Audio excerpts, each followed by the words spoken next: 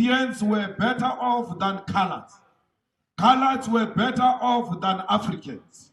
We were not oppressed the same. Our oppression was worse than the oppression of the Indians. That's why in the liberation movement, we used to say we are fighting to liberate blacks in general and Africans in particular. Welcome guys to another episode of the WSXM podcast where a united Africa is an undisputed Africa. So this video we're about to watch is Julius malema again giving a speech talking about the racism we feel from Indians and colored people. The video quality is not so 100%, but the audio is very clear. So see with the video, but listen to what he's saying. Let's take a listen. Boom. Indians were better off than coloreds. Coloreds were better off than Africans. We were not oppressed the same. Our oppression was worse than the oppression of the Indians. That's why in the liberation movement, we used to say we are fighting to liberate blacks in general and Africans in particular. We must never apologize about that. Our struggle is to liberate Africans in particular. Apartheid legacy is still there, especially from amongst some of our black brothers. Majority of Indians hate Africans. Majority of Indians are racist. And we must never be scared to say that. They are racist. I'm not saying all Indians. I'm saying majority of them. The same thing applies to some of the colored brothers. They see themselves as more white than being black. It's a reality we have to deal with. The Indians had all types of resources even when they were oppressed. The resources that Africans did not have. To show, I want to give you two examples of why I say majority of Indians are racist. If you check the marriage rate between Indians and Africans, it's extremely low. So guys, I just start the video here to say this quick thing before going further. What Julius malema just said about Indians being racist and the colored Africans as well being racist. I've had experience with both. A quick note: colored people, aka mixed race people, tend to don't like darker skinned black people. They tend to more affiliate and associate themselves with white and look down on us the same way as they do as the whites does. Indians is the same thing. They tend to look down on us as well. In, like, for instance, most Indians I have been around or dealt with have businesses, or even their kids. They own jewelry stores, supermarkets, and a few of them own restaurants. Majority of them own jewelry stores. And they will have black people working in their stores, but only for cleaning and for packing up like the jewelries. But they will not give them the code for the safe to lock the safe, and they will not allow them to touch no form of cash in the business, in the company. They will not allow them to cash, they change or do anything. I've experienced that with them as well. Chinese does the same thing. But what just malema is saying, it's true. They don't marry either black people. I've never seen it like in them, unless like if you see it in the States, but that's like Indians who was born in the state. But like Indian from India, they don't really mess with us. Only maybe like the poorer class, yes, but majority of them don't. So just malema is right on that. So let's finish the video and then we'll discuss it. Boom. Africans and Indians do not marry each other because majority of those Indians see us as subhuman. We actually marry each other more with white people than with Indians. An Indian who marries an African gets isolated and discriminated amongst Indian communities. They see that as a taboo. That's the first point. The second point is majority of Indians do not vote for African parties. Majority of Indians do not vote for the ANC. Majority of Indians do not vote for the IFP. They don't vote for UDM. They don't vote for EFF. They vote for DA because they see themselves as being more closer to white than African struggles. Yeah. If there are Indians who are going to catch feelings about this statement, it is your own baby to feed Malta Bella. Why should we be silenced here? Why are they an attempt to silence anything else that seeks to expose the realities that Africans are subjected to? When our deputy president shows that in parliament, they attack him because they want to silence that reality. And they tell us that Momo in treasury is a revolutionary, he fought in the struggle. If Momo fought in the struggle, he would have understood what Floyd said better than all those Indian-led mob which attacked Floyd. A revolutionary would have known that when he went into prison, that when he went into exile, he was fighting for blacks in general, but Africans in particular. That's a reality.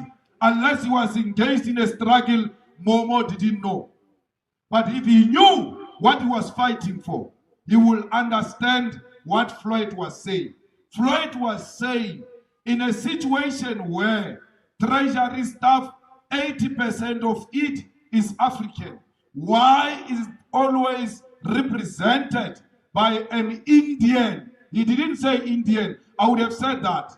I would have said, why is treasury always represented by an Indian when there is 80% African staff? Why do you ask that question, Julius? Because there is a tendency amongst our Indian brothers to look down on African brothers and sisters. And Momo should know that that thing should never be allowed. No one should look down at African brothers. Now, I found the leaders of the EFF, all of them queuing, going to explain themselves to people who have made it their business to misunderstand the EFF. They know what we're saying. They understand what we're saying. They deliberately distort what we're saying. They even say, why are they attacking treasury? It means they are under investigation. I want to tell all those Indian journalists who organized a mob against us to know that we are not scared of SARS. We are not scared of police. We are not scared of any led Indian mob. We are not scared of anything. We are not scared of the media. You have tried to destroy us before. You failed. You will fail again because we are not made by the media. We are made by these masses of our people. Why should we be blackmailed here? Why should we be silenced by every Indian who found a strategic position, be it the institution of higher learning, be it in business, be it in the government institutions, be in the media? When you speak against them, they organize some sort of Indian mob to attack us. So guys, that's the end of the video where there's a few interesting facts in that video. When he said that the Indians don't vote EFF or the ANC or the other parties, but they vote for the DA party. Specifically, for those of you who don't know, the DA party is a reincarnation of the apartheid party.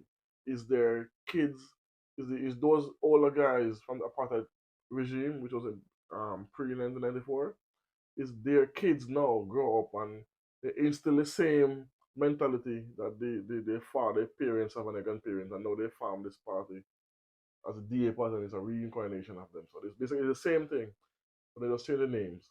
So, and that's the party that the Indians vote for, majority of them in South Africa. So that tells you where their allegiance lies. And he also said that the Indian media tend to farm a mob and spread propaganda and disinformation, and specifically the EFF party and Julius Malema. Whenever time someone go against them or do not agree with them, they use their media power to attack that person. Or not attack them, I don't mean physical attack, I mean attack them by spreading propaganda and disinformation about a person to destroy their lives. And not only Indians does this, the white race does this as well.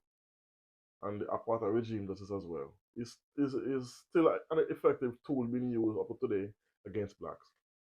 Almost every race on the planet fight against us. And we never have the same resources that most of these races have, like the Indians and the Chinese and the Arabs and we are the ones that's at the bottom, even though we have the most riches even though we have the richest continent and we have access to wealth, in the sense that it's there in the ground, but because of the manipulation and misinformation and propaganda that's been spreaded by all these other races about us, and the manipulation of our and the puppets presidents we have that being groomed and being um have their minds being colonized. They cannot get out of that colonized mindset that work with us, and then we keep these one down because you are special, you're better than them, you're not like them. So we'll work with you. And that's how this whole thing is used to work, but now because of the uprising in Africa, especially with EFF. And even though Julius Malema is so anti-white, he still has white people in his party. But he does that, they cannot hold certain power, which I agree with. So he's not racist, as how people have painted him as racist, in the sense that he dislike all whites. No, he does don't like some of them, on which vice versa. Some of them don't like him. But I've seen white South Africans defend Julius Malema's standpoints and the country. So that should show you something, should speak volume. But Julius Malema, he's a very outspoken person, storyteller. He cannot be manipulated or used, and that's one of the things they don't like about him. That's why you have this massive propaganda and disinformation against him. But he's still rising. You see the crowd that he had there?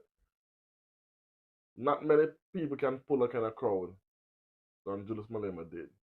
So, and also when he said that black people marry to white people more than how they marry to Indians. It's the same thing with the Chinese. You don't really have Chinese marry in our race so easy. It's not unheard of, but it's there. So you have a few races, Arabs as well. They don't, even though you have African that's Muslim, they tend to marry other African, not Arabian, not Arabs, Muslim. We are the ones that at the bottom. Everyone is 10 steps ahead of us. But now all of that is changing. These are uprising going on with the younger generation, and they're no longer tolerating um this they're no longer tolerating this I've been well, let's say what have been going on for decades. We're no longer tolerating that. You know, it's an uprising, and it's proven in many countries on the continent, which is like Burkina Faso, Niger, Chad, Zimbabwe, Uganda, Namibia, South Africa with Julius Malema, Ghana, yeah, not so much. Kenya, again, is the more to see, but New Guinea, Algeria, Ethiopia, and so forth and so forth. I could call many more, but there's a change, there's a chill in the air which is changing the mindset of a lot of African. And Professor PLO Lumumba is one of those Pan African leaders that's transforming minds of the continent. Anyway, so let me know what you think about this. If you agree with what Julius Malema is saying, my analyst, and also let me know what you think about this in the comment section as well. I will answer, reply, conversation. Thanks for listening. You don't know. It's a WSSM podcast. Boom.